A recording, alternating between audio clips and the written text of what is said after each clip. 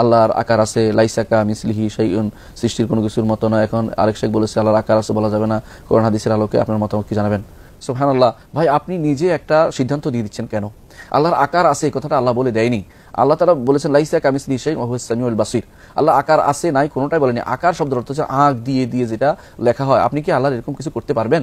আল্লাহর এরকম কোনো যেটাকে আপনাকে সরাসরি চিত্র আপনি আঁকতে পারবেন না, এটা এই জাতীয় শব্দ ব্যবহার করা জায়েজ নাই।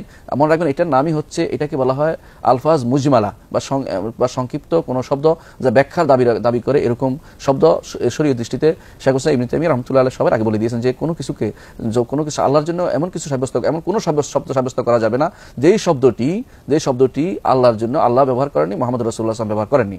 আকার শব্দটির আরবি আপনি ব্যবহার করতে পারেন না, এই জন্য আকার শব্দটির আরবি আমরা সাধারণত শেকেল করে থাকি। আল্লাহ তাআলা তার শেকেল, ইতাশাক্কাল এই জাতীয় কোনো শব্দ ব্যবহার করেননি।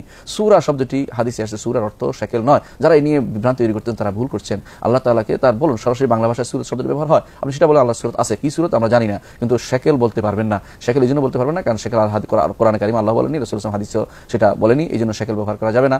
আমরা শেকেল শব্দ ব্যবহার না করে বলবো আল্লাহ তাআলার গুনাগুণ আছে, তার তিনি যা যা বলেছেন সবই সত্য।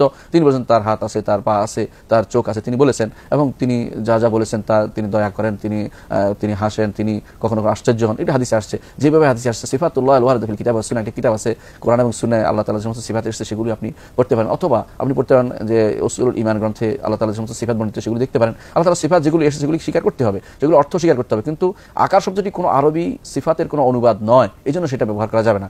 যদি অনুবাদ হতো সেটা আমরা ব্যবহার করতাম। এই জন্য আকার, আল্লাহ তাআলা আকার, সাকার, নিরাকার কোনোটাই ব্যবহার করা যাবে না। আল্লাহ তাআলার তার জন্য যা ব্যবহার করেন তাই ব্যবহার করতে হবে। শেখ যা বলেছেন তা সত্য বলেছেন।